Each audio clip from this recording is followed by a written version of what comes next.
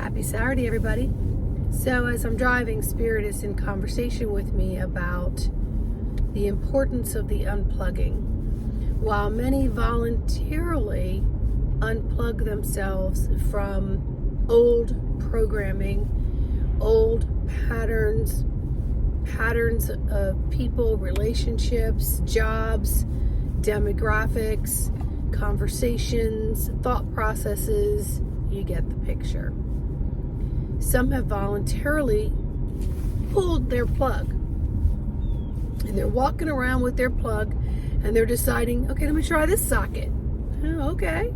All right, let me pull that. Let me try this socket. Let me try this generator. Let me try this outlet, inlet, whatever it may be. But you're walking around intentionally deciding on where you're going to place your energetic connection. Some have just been unplugged through the natural energetic process that we're in right now. So those people who have not voluntarily done it feel like they're dangling and they need support and they're trying to find a platform. So it's an increase in the toddling and looking for information outside of yourself because you're not feeling your footings. You're not feeling the anchored, solid support underneath your feet. Whereas those who voluntarily did it, they kind of know what they're walking through and what they're doing, holding their plug. So regardless of what it is that got you to this moment, don't focus too hard on it. Just know that you're there and that you're going to be okay. You are fully supported. It's just that you're in the waves of the unknownness. You're in waves that may feel like you're getting pulled down into an undertow. You may be getting toppled over by, light and airy waves, and then some of them may hurt a little bit. Either way, it's helping you find your visceral support system within yourself, your inner innate IQ, right? So, Spirit was also showing me this morning, it's like you're redesigning a room in your house. And what do? You unplug everything, you move the furniture around, you figure out where you like it, does it look good, you sit in it, blah, blah, blah, blah, and then you figure out where to put the lamps. And if the lamps aren't in the right place, the entire room looks off. The entire room looks off. And without light in the room, the energy has no sight. There's no sight in the room. It doesn't give it the ambiance. It doesn't give it the necessary light, so you're not stumbling over things.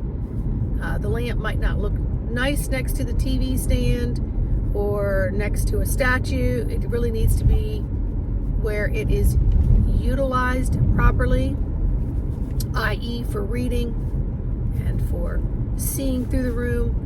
So it completes the room. The lighting completes the room. So without light in the room is just a room.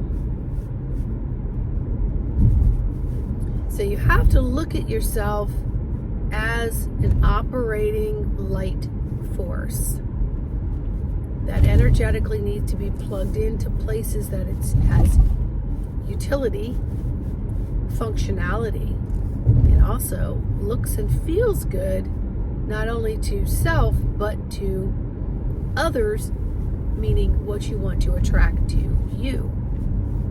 So these are all metaphors for understanding that the importance of being the beacon of light, being the barometer of light, being just enough light that it's not overpowering the room, or if it's a place in the room, and it's not in a place where it has no function. Okay? So we need to step back and to understand we have full support, that we are the light, we are the beacon, we have a dimmer switch. We can We can put it up on high, we can turn it down on low, whatever needs to be created. But we want to place our light in the right position in the room. And the room is all of your demographics. It's the world in which you walk in during the day, consciously and unconsciously.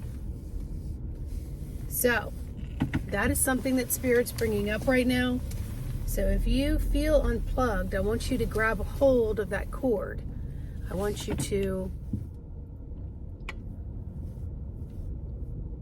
hold on to that cord as the most precious life force energy there is that goes to you. It's your feeding tube. Your cord and your apparatus on the end of that cord can, what's the word they're trying to give me here?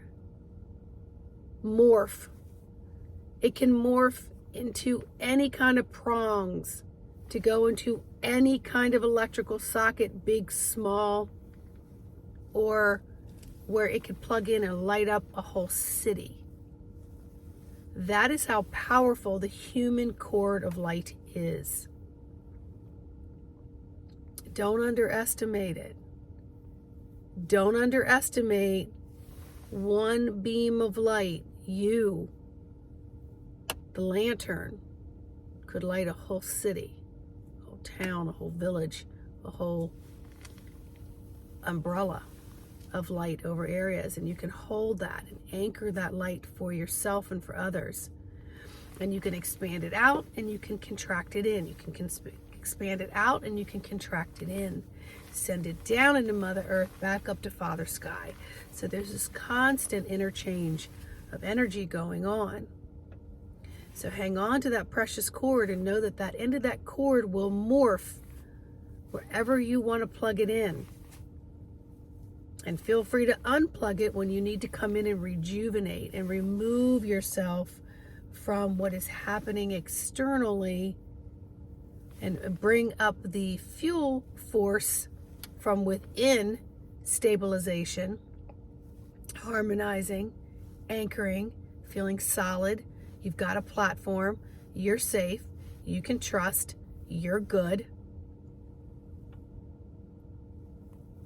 And then go back out and go, okay, where do I want to have this plugged in today? And remember, when you plug into one place, it can go to multiple different sources of light throughout that demographic in which you're standing. Whether it's a one-on-one conversation, it's a group conversation, it's a Christmas party, it's in your home, it's at your office. And so your energy is now connected to all of that energy. And what energy do you want to exude? What energy do you want to receive? And what energy do you want to transmute? And know that you have the power to do all of it, my friends. So hold on to this cord. Be okay being disconnected and just bobbing and weaving with the waves of energetics and what's presenting. The key is to present with your full consciousness. You're participating just by being the witness and the observer. And you're taking in the information and you're twirling it around within the energetic light from within. And you're tossing it around and you're finding new ways to comprehend, to understand, to perceive, and then to translate, to comprehend, to perceive, and then to translate, to comprehend, to perceive, and then to translate. Don't jump to translation, because you're learning a new way of communication with a new vocabulary. And there's a lot of this calibration that is occurring. So it is requiring physical rest. It is requiring new physical nutrients within yourself. All right? So don't be shy on rearranging the furniture, meaning your life, where you live, your job, your relationships, what's not serving, where you're just feeling like you're plugged into the wrong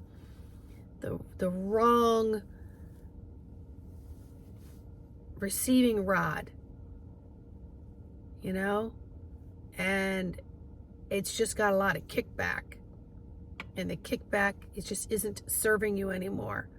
There's a lot of shock value going, keeps telling me this, but I keep seeming like insanity works for me. I keep getting up and doing the same thing, expecting different results.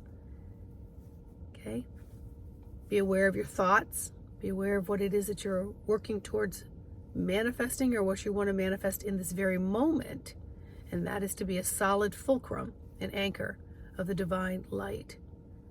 And that your light has extremely high value, and it can change the demographics and can transmute energy everywhere, seen and unseen, just by how you work the dials and the frequencies of this beacon, this transmitter, this beautiful barometer of light that we are, individually and collectively.